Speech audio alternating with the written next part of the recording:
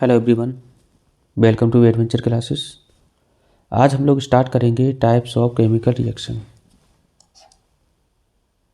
इससे पहले वाले लेक्चर में हम लोग पढ़ चुके हैं कि किसी भी अनबैलेंस केमिकल इक्वेशन को किस तरह से बैलेंस करें। एक छोटी सी ट्रिक के माध्यम से हम लोगों ने सीखा।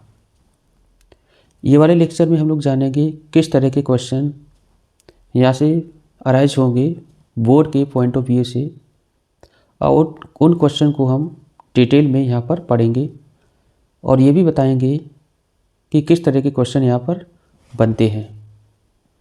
तो चलिए स्टार्ट करते हैं और वीडियो को लास्ट तक ज़रूर देखें। पसंद आए तो शेयर लाइक करना ना भूलें। तो चलिए स्टार्ट करते हैं। सबसे पहला हमारा पॉइंट रहेगा कॉम्बिनेशन रिएक्शन। कॉम्बिनेशन रिएक्शन बच्चों क्या होती है? तो reaction in which two or more reactant combine to form one product are called combination reaction. जब दो या दो से अधिक रिएक्टेंट आपस में कंबाइन होकर एक सिंगल प्रोडक्ट बनाएं, उनको हम पढ़ते हैं combination reaction. General combination reaction का फॉर्मूला यहाँ पर दे रखा है कि हमारे पास दो रिएक्टेंट हैं ए और बी, दोनों कंबाइन होने के बाद एक सिंगल प्रोडक्ट बना रहे हैं, that is A B. Example की बात करें तो एग्जाम्पल में लिखा हुआ है कि जब मैग्नीशियम को बर्न करोगे in the presence of oxygen, तो ये किस में कन्वर्ट हो जाएगा? मैग्नीशियम ऑक्साइड में। मतलब मैग्नीशियम जब ऑक्सीजन के साथ रिएक्ट करेगा तो बनाएगा magnesium oxide.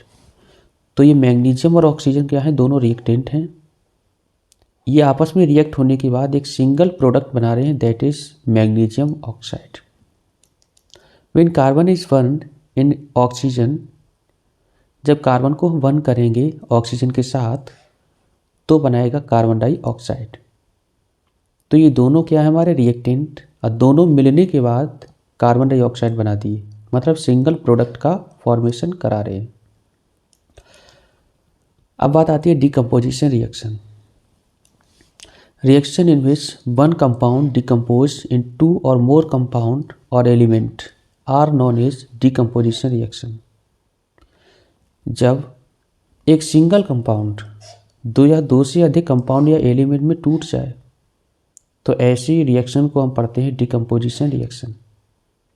A decomposition reaction is just the opposite of combination reaction.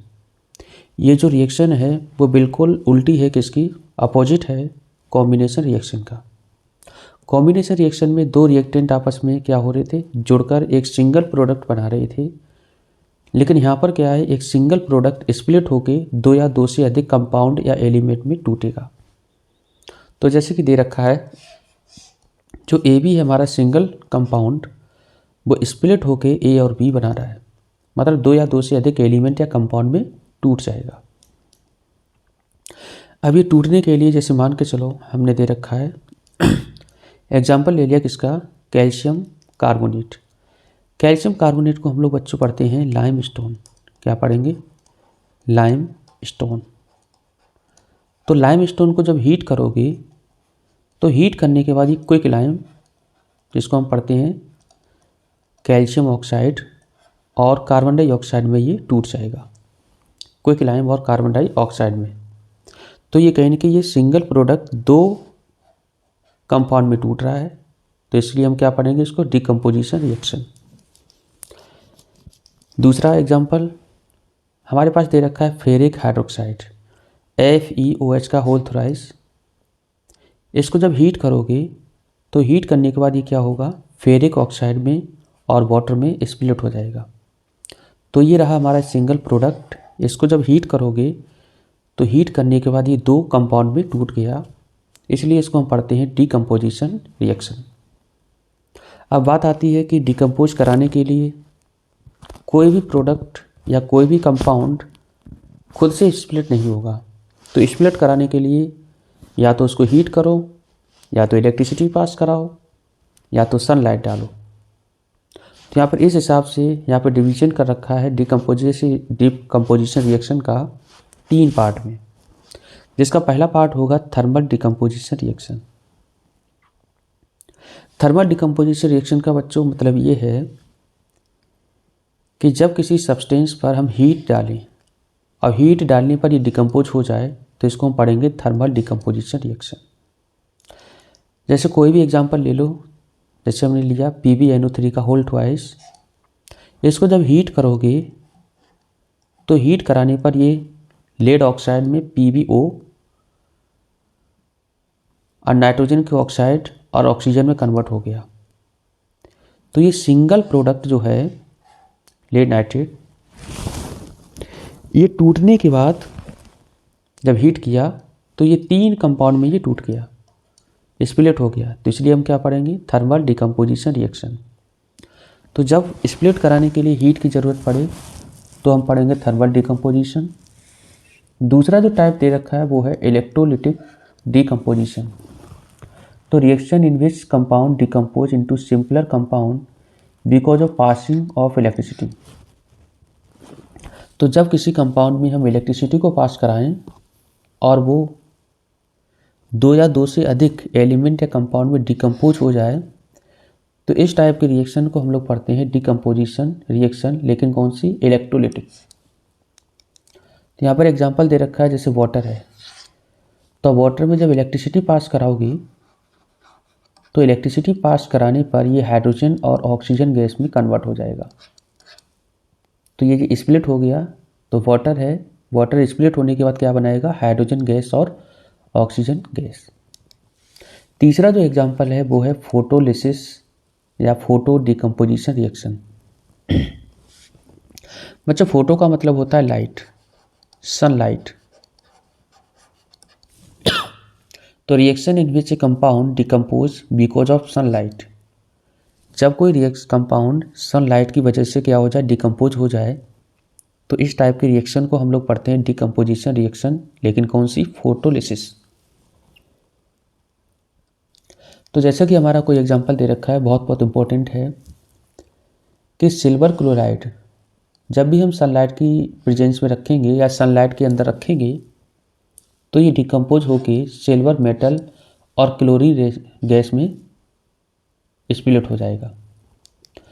तो ये यहाँ से बहुत इम्पोर्टेंट है कि सिल्वर क्लोराइड का कलर क्या होता है? White colour.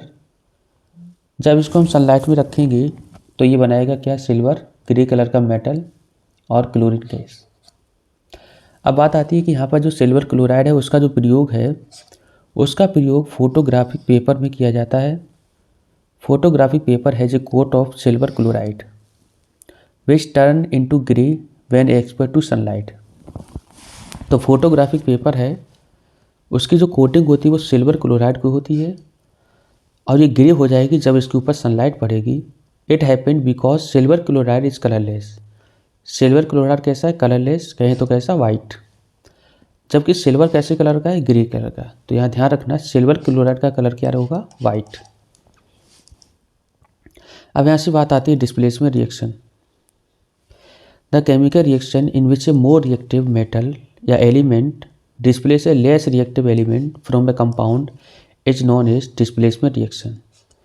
जब highly reactive element less reactive element को डिस्प्लेस करा दे तो इस तरह से रिएक्शन को हम लोग पढ़ेंगे displacement reaction. Displacement reaction are also known as substitution reaction और सिंगल डिस्प्लेसमेंट या रिप्लेसमेंट रिएक्शन। तो इस तरह के रिएक्शन को हम सब्स्टिट्यूशन रिएक्शन भी पढ़ते हैं। तो जैसा कि लिखा है यहाँ पर, एक हमारा रिएक्टेंट क्या है? ए, दूसरा है BC। तो यहाँ से हमने माना कि C हमारा ज़्यादा रिएक्टिव है। तो C जब ज़्यादा रिएक्टिव है तो C किसके पास आ गया? A के पास। तो बनेगा AC + B। तो लिखा displacement reaction taking place only when A is more reactive then B। A क्या है? B से ज़्यादा रिएक्टिव है। तो A जब B से ज़्यादा रिएक्टिव है तो A C के पास चला गया। If B is more reactive than A then A will not displace C। अगर A ज़्यादा रिएक्टिव होता तो C डिस्प्लेस नहीं होता। ठीक है, तो मतलब A ज़्यादा रिएक्टिव है, C कम है, तो क्या हो गया? A और B कम है तो A C के साथ आ गया, B अकेला छोड़ दिया। एग्जाम्पल की बात करें तो when zinc react with hydrochloric acid. जब जिंक है हाइड्रोक्लोरिक एसिड के साथ रिएक्ट करेगा तो ये हाइड्रोजन गैस और जिंक क्लोराइड में कन्वर्ट हो जाएगा। तो जिंक हाइड्रोक्लोरिक एसिड तो किस में तब्दील हो गया, यहाँ पर जिंक जो है वो हाइड्रोजन से ज़्यादा रिएक्टिव है, हाइड्रोजन से ज़्यादा रिएक्टिव है। तो हाइड्रोजन क्या हो गया, डिस्प्लेस हो गया, क्या आ गया, जिंक क्लोराइड और हाइड्रोजन गैस। अब यहाँ पर बच्चों बात आती है डबल डिस्प्लेसमेंट रिएक्शन की, बहुत बहुत इंपॉर्टेंट है, पेपर में अक्सर पूछी जाती है। Reaction in which ion are exchange between two reactant forming a new compound are called double displacement reaction. जब दो कंपाउंड के बीच में आयन का एक्सचेंज हो उसको हम पढ़ेंगे डबल डिस्प्लेसमेंट रिएक्शन। जैसे यहाँ पे दे रखा है AB + CD = AC + BD, मतलब यहाँ पर क्या हुआ, C इधर आया, B इधर पहुँचा, तो आयन का आपस में एक्सचेंज हो गया, इसको हम क्या पढ़ेंगे, डबल डिस्प्लेसमेंट रिएक्शन। दो बारी डिस्प्लेसमेंट हो रहा है, या कहें तो दो एलिमेंट का डिस्प्लेसमेंट हो रहा है। एग्जाम्पल की बात करें, में the solution of barium chloride react with solution of sodium sulfate, white precipitate of barium sulfate is formed along with sodium chloride। जब बेरियम क्लोराइड सोडियम सल्फेट के साथ रिएक्ट करेगा तो एक प्रेसिपिटेट बनाएगा वाइट कलर का, जिसका कलर क्या होगा, वाइट, नाम होगा बेरियम सल्फेट। बहुत बहुत इंपॉर्टेंट रिएक्शन है ये रिएक्शन बहुत बहुत इंपॉर्टेंट। जब बेरियम क्लोराइड सोडियम सल्फेट के साथ रिएक्ट किया तो यहाँ पर क्या बनेगा, बेरियम सल्फेट जो कि वाइट कलर का प्रेसिपिटेट होगा और बनाएगा सॉल्ट।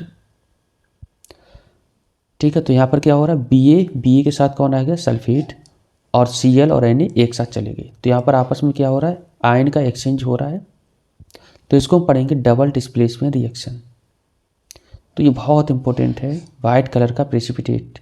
प्रेसिपिटेट का मतलब बच्चों ये होता है कि बॉटम में बैठ जाना, तो जो भी बॉटम में बैठ जाएगा वो वाइट कलर का होगा, जिसको हम पढ़ेंगे BaSO4 बेरियम सल्फेट। इसी तरह से दूसरी इक्वेशन हमारे पास दे रखी है, बेन सोडियम हाइड्रोक्साइड जो कि एक बेस होगा, तो बेस है सोडियम हाइड्रोक्साइड। जब ये रिएक्ट करेगा हाइड्रोक्लोरिक एसिड के साथ HCl तो बनाएगा सोडियम क्लोराइड एंड वाटर, बना दिया सोडियम क्लोराइड और वाटर। तो जब भी बच्चों एसिड और बेस आपस में रिएक्ट करें तो इस टाइप के रिएक्शन को हम लोग पढ़ते हैं न्यूट्रलाइजेशन रिएक्शन। न्यूट्रलाइजेशन रिएक्शन मतलब कोई न्यूट्रलाइजिंग एजेंट बना दे, और न्यूट्रलाइजिंग एजेंट क्या होगा, वाटर, जिसकी pH वैल्यू कितनी होती है, 7। अगर कम है pH वैल्यू तो होगा एसिडिक नेचर, ज़्यादा है तो होगा बेसिक नेचर।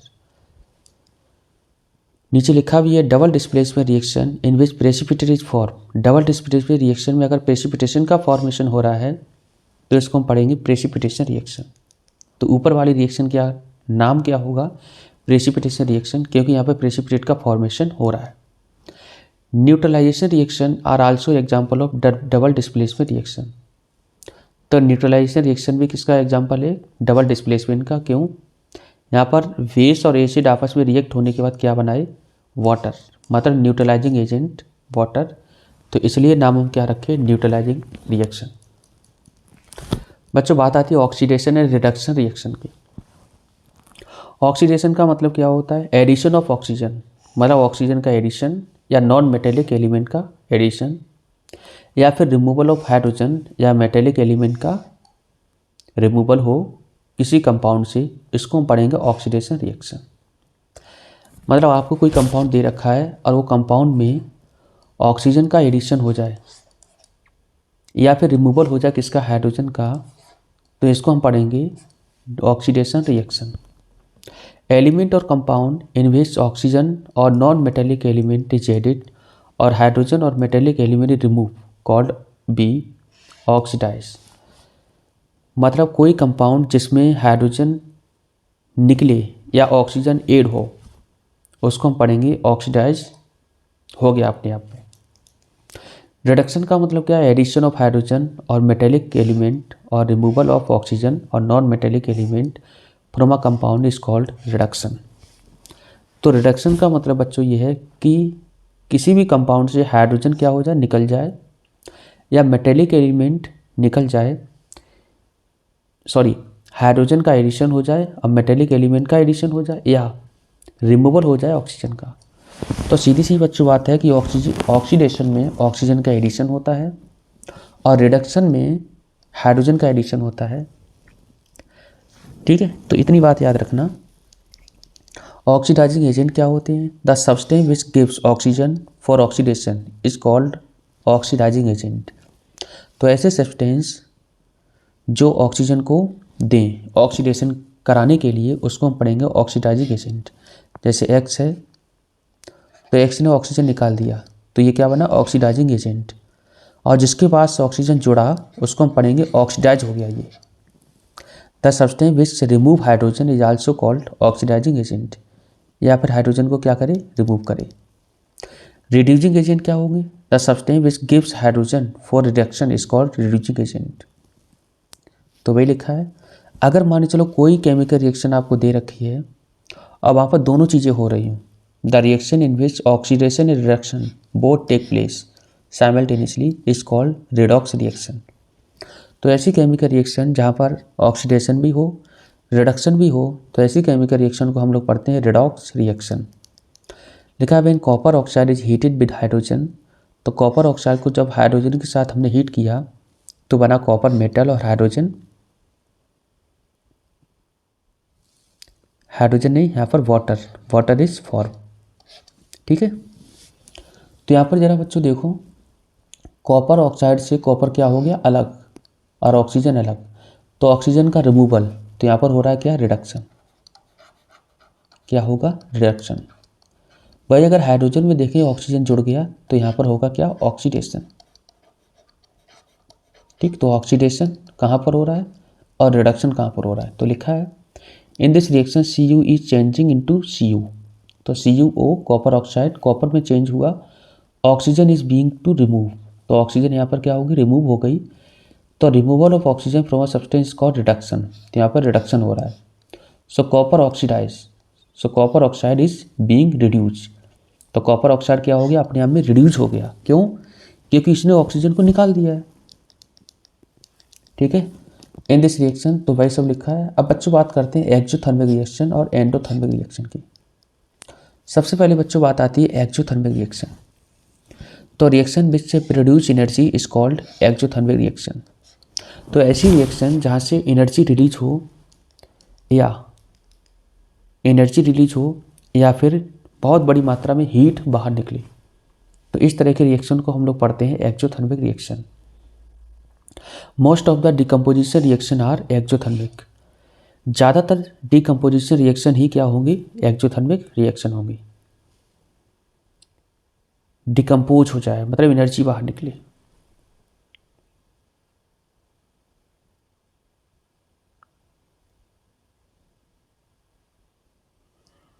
यहाँ पर डिकम्पोजिशन नहीं होगा, यहाँ पर होगा कॉम्बिनेशन। ठीक है, most of the combination reaction are exothermic. किस तरह से? तो यहाँ पर तो ये तो हमारे एक एक्सेप्शन है। ठीक, जैसे respiration is decomposition reaction in which energy is release. तो इसे लिखा है ग्लूकोज जब क्या होगा? ब्रेक होगा in the presence of oxygen, तो बनाएगा CO2 कार्बन डाइऑक्साइड और वाटर, एनर्जी ATP के फॉर्म में बाहर निकालेगा। ठीक है, वही अगर बात करें यहाँ पर हमने क्या किया? वाटर को ऐड कर दिया किसमें? क्विकलाइम में या कैल्शियम ऑक्साइड में, तो यहाँ पर क्या हुआ? बहुत बड़ी मात्रा में एनर्जी निकली, तो CaOH का होल टू आए, तो यहाँ पर क्या हुआ? Combination reaction. दोनों आपस में क्या हो गए? कंबाइन हो गए। तो कॉम्बिनेशन रिएक्शन अक्सर क्या होती है आपकी? Exothermic reaction. लेकिन ये एक एक्सेप्शन है जो क्या हो रहा है यहाँ पर, ये कॉम्बिनेशन रिएक्शन नहीं है, डिकम्पोजिशन रिएक्शन है ये। ठीक, ध्यान रखना। अब बात आती है एंडोथर्मिक रिएक्शन की। एंडो का मतलब होता है, देखो एक्सो का मतलब होता है एग्जिट, ठीक है, और एंडो का मतलब होता है एंट्री। ध्यान रखो, तो एग्जिट थर्मिक का मतलब होता है हीट, तो जब हीट बाहर निकले तो एक्सोथर्मिक, और जब हीट क्या हो? अंदर आए तो एंडोथर्मिक। तो chemical reaction in which heat energy is absorb is called endothermic reaction. तो ऐसी केमिकल रिएक्शन जिसमें क्या हो, हीट एब्जॉर्ब हो, ऐसी रिएक्शन को हम लोग पढ़ेंगे एंडोथर्मिक रिएक्शन। एग्जाम्पल की बात करें CaCO3 कैल्शियम कार्बोनेट, इसको जब हमने हीट करा तो एनर्जी हमने क्या करी, इसको दी, तो ये कैल्शियम ऑक्साइड क्विक लाइम और कार्बन डाइऑक्साइड में कन्वर्ट हो गया। अब बच्चों बात आती है कि ऑक्सीडेशन और रिडक्शन के इफेक्ट क्या है हमारे एवरीडे लाइफ में, जिसको हम पढ़ेंगे कोरोजन और रेंसिडिटी। सबसे पहली बात आती है कोरोजन क्या है, the process of slow conversion of metal into their undesirable compound due to their reaction with oxygen, water, acid, gas etcetera present in the atmosphere is called corrosion. तो corrosion का मतलब ये है कि कोई भी मेटल जब ऑक्सीजन, वाटर, एसिड, गैस के संपर्क में आ जाता है तो ये खराब होना स्टार्ट होने लगता है, अपने ऊपर एक लेयर बना लेता है, जिसको हम पढ़ते हैं कोरोजन। एग्जाम्पल की बात करें रस्टिंग ऑफ आयरन, तो आयरन क्या है, जब उसको रखते हैं कहाँ पर, ऑक्सीजन और वाटर के संपर्क में, तो इसके ऊपर एक लेयर बन जाती है ब्राउन कलर की, जिसको हम पढ़ते हैं रस्ट। ठीक है, तो ये कहीं ना कहीं कोरोजन का ही क्या है, रूप है। रस्टिंग ऑफ आयरन का एग्जाम्पल क्या, मतलब रिएक्शन क्या बनेगी, तो आयरन को जब रखेंगे in the presence of oxygen और वाटर तो बनाएगा रस्ट, जिसको हम पढ़ेंगे हाइड्रेटेड फेरिक ऑक्साइड Fe2O3। तो यहाँ पर आयरन को हमने रखा किस में, एयर में और वाटर में, तो यहाँ बनेगा रस्ट और बन जाएगा, ठीक है, रस्ट। तो रस्ट का फॉर्मूला क्या होगा, Fe2O3 और XH2O। वाटर के मॉलिक्यूल कितने हैं, जितने भी हो। Rusting of iron is a redox reaction, ये कौन सी रिएक्शन है, रिडॉक्स। कोरोजन या फिर rusting weakens the iron and steel object and structure such A railing, car bodies, bridge and ships etcetera and cut short their life. Corrosion क्या करता है, जितनी हमारी स्टील बॉडी है, स्ट्रक्चर है, रेलिंग है, ब्रिज वगैरह हैं, इनकी लाइफ को क्या कर देता, कम कर देता है। इसको अगर बचाना है रस्टिंग को तो क्या करेंगे, या तो इसके ऊपर पेंट कर दो, ग्रीसिंग ऑयलिंग कर दो, या फिर इसके ऊपर एक लेयर चढ़ा दो जिंक की, जिसको हम पढ़ते हैं गैल्वेनाइजेशन। ठीक है, तो गैल्वेनाइजेशन एक प्रोसेस है मेटल के ऊपर जिंक की लेयर को चढ़ाने का। अब बात आती है कि कोरोजन ऑफ कॉपर, आयरन का हमने देख लिया, अब आती है कॉपर की। तो copper object lose their lustre and shine, तो कॉपर क्या करता है, अपनी शाइनिंग वगैरह लस्टर को छोड़ देगा after some time, because the surface of those object acquire green coating of basic copper carbonate. क्यों, क्योंकि ऊपर एक जो ग्रीन कलर की लेयर चढ़ जाती है, जिसको हम पढ़ते हैं कॉपर कार्बोनेट। तो यहाँ पर जैसे कॉपर है, CO2 के संपर्क में आया, O2 के संपर्क में आया, H2 के संपर्क में आया, तो ये बना दिया बेसिक कॉपर कार्बोनेट, जो होगा ग्रीन कलर का। तो ग्रीन कलर की उसके ऊपर लेयर चढ़ जाती है, जिसकी वजह से उसका वो ख़राब होने लगता है और पता चल जाता है ये क्या है, कोरोजन इसका हो चुका है। इसी तरह से सिल्वर मेटल का कोरोजन होता है। ठीक है, तो सिल्वर का कैसे होगा, तो यहाँ पर Ag होगा। ठीक, तो the surface of silver metal gets tarnish become dull, तो डल हो जाती है on exposure to air due to the formation of coating और ब्लैक सिल्वर सल्फाइड, तो Ag2S, जिस कलर कैसा होगा, ब्लैक। तो सिल्वर तो हाइड्रोजन सल्फाइड के साथ रिएक्ट करने के बाद क्या बनाता है, ब्लैक कलर का सिल्वर सल्फाइड। रेंसिडिटी बहुत इंपॉर्टेंट, कभी कभी आप जब चिप्स से कुरकुरे वगैरह खाते हो तो क्या है, उसके अंदर एयर वगैरह भर के आती है। ये क्यों भरी होती है, तो इसका रीज़न यहाँ पर दे रखा है, the taste and odour of food material containing fat and oil change when they are left expose to air for a long time. अगर लंबे समय तक किसी खाना वगैरह को छोड़ दें, तो फैटी हो, ऑयली हो, तो क्या है, उसमें स्मेल वगैरह या उसका जो टेस्ट है वो चेंज होने लगता है, जिसको हम पढ़ते हैं रेंसिडिटी, मतलब खाना खराब हो गया। It is cause due to the oxidation of fat and oil present in the food material. ये क्यों हो रहा है, क्योंकि लगातार उसके अंदर क्या हो रहा है, ऑक्सीडेशन रिएक्शन हो रही है लगातार, जिसकी वजह से क्या है, वो फूड का टेस्ट वगैरह चेंज हो रहा है। इसको हम कैसे प्रयोग कम कर सकते हैं, तो लिखा है by adding antioxidant antioxidant agent का प्रयोग कर लो जो ऑक्सीडेशन रिएक्शन को कम कर दे। वैक्यूम पैकिंग करा दो, मतलब एयर को निकाल दो और वैक्यूम क्रिएट करा दो उसके अंदर, तो फूड मटेरियल के ख़राब होने के चांस कम हो जाएंगे। या रिप्लेसिंग एयर बाय नाइट्रोजन, तो जो आप चिप्स कुरकुरे वगैरह खाते हो तो उसके अंदर जो गैस भरी होती है वो कौन सी भरी होती है? नाइट्रोजन, जो क्या करता है? खाना को ख़राब होने से बचाता है। रेफ्रिजरेशन ऑफ फूड स्टफ़, तो इसको हम क्या करेंगे? रेफ्रिजरेशन कराओ फूड स्टफ़। तो ये हमारे कुछ टॉपिक थे। तो यहाँ से हम लोगों ने जाना कि केमिकल रिएक्शन के कितने टाइप्स हैं, कोरोजन के बारे में जाने और जाने कि किस तरह से हम प्रिवेंट करें किसी भी मेटल को कोरोजन से और रेंसिडिटी से। तो ये आज हमारा पूरा chapter chemical reaction and equation ख़त्म हो जाता है। इसके लगभग हमारे 4 वीडियो लगभग बन चुकी हैं, तो चारों वीडियो आप लगातार देख लें। कोई भी अगर डाउट हो तो आप कमेंट बॉक्स में जाके पूछ लेना, उसका आंसर आपको ज़रूर मिलेगा। तो पढ़ाई करते रहें। All the very best.